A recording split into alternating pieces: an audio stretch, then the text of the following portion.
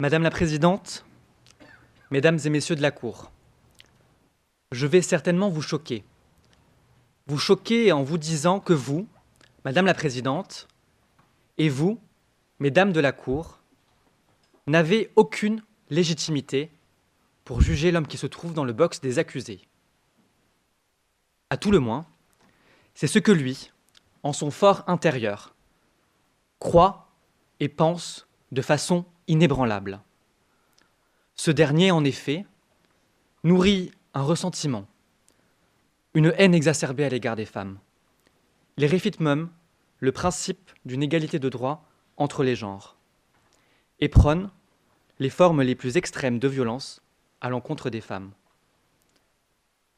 Les passages à l'acte de Brice Sanchez sont une des incarnations de ce système de pensée que je qualifierais de nauséabond. Il comparaît ce jour devant la cour d'assises spécialement composée et est accusé des chefs de recours habituel à la prostitution de mineurs et de tentative d'assassinat terroriste sur la personne de Clotilde Bardellino et sur la personne de Léa Mourier. Si M. Brice Sanchez en est là aujourd'hui, c'est que celui-ci n'a eu de cesse de s'employer à s'emparer du corps des femmes, à le brimer, à le maltraiter, à le violenter et à le violer. Et ce, jusqu'aux frontières de l'indicible. Il a, dans un premier mouvement, réduit la femme à un simple objet, dont on use et dont on abuse. Cette femme réifiée, marchandise dont la prestation est tarifée. En effet, M. Brice Sanchez est, permettez-moi le jargon, ce que l'on appelle un régulier. Un régulier de Madame Clotilde Bardellino. Selon les déclarations des deux victimes, il est un client habituel, s'offrant contre rémunération une prestation sexuelle auprès d'une jeune fille dont il sait, sans l'ombre d'un doute, sans aucune ambiguïté, qu'elle est mineure. Ainsi, en fréquentant un lieu abritant des activités prostitutionnelles et en acquérant des services sexuels auprès d'une mineure pendant plusieurs semaines, voire plusieurs mois, il a commis le délit puni de 10 ans d'emprisonnement de recours habituel à la prostitution de mineurs. Vous l'en déclarerez donc coupable. Il a, dans un second mouvement, en forme de montée en puissance, dénié toute dignité à la femme, en cherchant à en disposer ultimement, à l'anéantir, la faire disparaître complètement. C'est ainsi que, supportant difficilement que ses avances soient repoussées, il a d'abord menotté Madame Clotilde Bardellino, avant de lui asséner plusieurs coups de couteau d'une violence inouïe. Les unités médico-judiciaires relèvent 3 plaies thoraciques profondes à l'arme blanche, dont une, proche du cœur, aurait pu être létale, ainsi que plusieurs autres plaies, localisées sur le torse, les bras et le dos, témoignant de l'acharnement de ce dernier. Une interruption totale de travail de 30 jours sera délivrée à Madame Clotilde Bardellino. Brice Sanchez a ensuite poursuivi son chemin et a croisé la route de Léa Mourier, dont l'enquête démontre qu'il ne la connaissait pas. Et cela a son importance, il ne la connaissait pas. Il va d'abord tirer un coup de feu en l'air, puis lui porter des coups, là aussi, d'une violence inouïe, avec un poing américain. Par ses gestes, il signe une intention claire, attenter à la vie. Cette intention de tuer se double d'une seconde intention, retirer son identité à la victime, lui ôter toute trace, toute marque de sa féminité en la défigurant. L'interruption totale de travail sera fixée, s'agissant de Léa Mourier, à 20 jours. À l'aune de ces éléments, l'intention de tuer est manifeste. Ce n'est en réalité que l'intervention des secours qui a permis d'éviter que les graves blessures des victimes ne conduisent à leur décès. J'irai plus loin, en vous disant que ce n'est que la mobilisation rapide et efficace des forces de sécurité intérieure que je salue et à qui je rends hommage, qui a mis fin à cette effusion de sang qui aurait pu se muer en une véritable tuerie de masse. Il me faut également vous expliquer qu'au sens du ministère public, le passage à l'acte de Brice Sanchez ne doit rien à l'improvisation. C'est au contraire un projet mûri, minutieusement préparé, réfléchi, autrement dit, prémédité. Dans les semaines précédant les faits, il va d'abord adresser des messages à Clotilde Bardellino. « Sale pute, je vais te tuer, te défoncer, je vais venir t'égorger dans la nuit, je vais te réduire à néant. » Marquant ainsi le point de départ de son cheminement criminel. Quelques jours avant les faits, il va ensuite chercher à se procurer différentes armes, en témoigne son historique de recherche Internet. C'est ainsi une arme à feu, un revolver, un long couteau de 14 cm et des poings américains qui seront retrouvés lors de la perquisition de son domicile, les mêmes, précisément, qui ont servi à la commission des faits.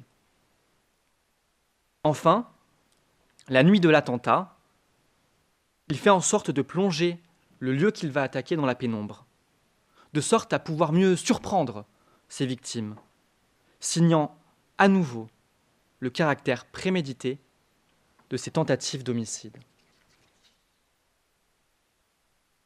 Je parlais à l'instant d'attentat, et je le disais en introduction. La commission des faits trahit un soubassement idéologique mortifère. Brice Sanchez aborde purement et simplement les femmes parce qu'elles sont femmes. En droit français, une infraction est terroriste lorsqu'elle est intentionnellement en relation avec une entreprise ayant pour but de troubler gravement l'ordre public par l'intimidation ou la terreur. Dans l'affaire que doit juger votre cour aujourd'hui, il y a l'intimidation et il y a la terreur. Quand on tente de tuer au nom d'une idéologie, masculiniste ou incel, appelez-la comme vous le voudrez, c'est bien du terrorisme. Lui qui déclare vouloir venger les célibataires utilise un pseudonyme révélateur sur les réseaux sociaux. I hate women. Je hais les femmes en français. Quand on tente de tuer et que l'on revendique son geste, dans une vidéo, en se réclamant d'une filiation avec Elliot O. Rodger, terroriste américain qui a assassiné de sang-froid 6 personnes en 2014, c'est encore du terrorisme. Quand on tente de tuer de façon indifférenciée, aveugle, des personnes que l'on ne connaît pas, comme c'est le cas de Léa Mourier, au seul motif, et pour seul motif pris, qu'il s'agit d'une femme ou d'une prostituée, c'est encore du terrorisme. Ainsi, les faits de tentative d'assassinat terroriste, réprimés par notre code pénal par la peine de réclusion criminelle à perpétuité, sont parfaitement caractérisés. Vous déclarerez donc Brice Sanchez également coupable de ce chef. Il s'agit désormais de réfléchir à la peine. Mais peine pour qui, me direz-vous ? Peine pour la société, peine pour les victimes aussi, peine enfin pour Brice Sanchez. Par les réquisitions que je m'apprête à prendre, et à la place qui est celle du ministère public, j'entends d'une part que vous sanctionniez le plus fermement possible l'auteur des faits, mais aussi que vous réhabilitiez les victimes en leur dignité, et ce, au nom du peuple français. Elles doivent entendre qu'elles ne sont pas de simples objets, mais des personnalités à part entière qui ont toute leur place au sein de notre société. Si Brice Sanchez ne présente aucun antécédent judiciaire et était parfaitement inséré professionnellement avant les faits, les experts s'accordent pour décrire sa personnalité comme hautement criminogène, du fait notamment d'un trouble paranoïaque et d'une absence totale d'empathie pour les victimes. Voici le cocktail maléfique, laissant craindre un risque de récidive majeure. Par ailleurs, les faits qui ont été commis par ce dernier sont particulièrement graves.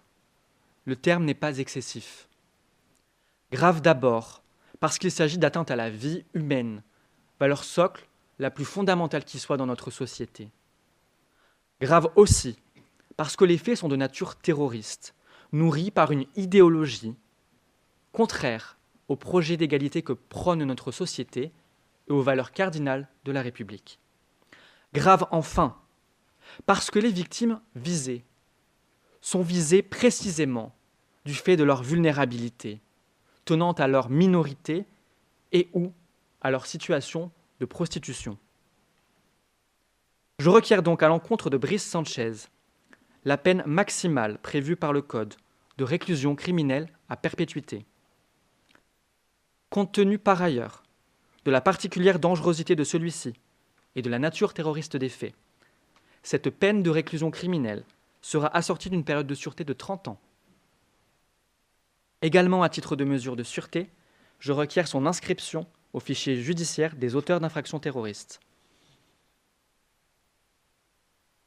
En considération du jeune âge de l'accusé, et pour maintenir de façon effective et continue la surveillance dont il doit faire l'objet, et si, une fois le temps venu, un retour à la liberté est envisagé, je requiers un suivi socio-judiciaire, sans limitation de durée, avec une peine de 7 ans d'emprisonnement encourue en cas d'inobservation.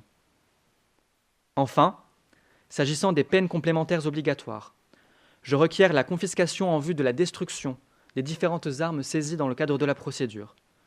Je requiers également l'interdiction de détenir ou porter une arme et la privation du droit d'éligibilité, toutes deux pour une durée de 15 ans.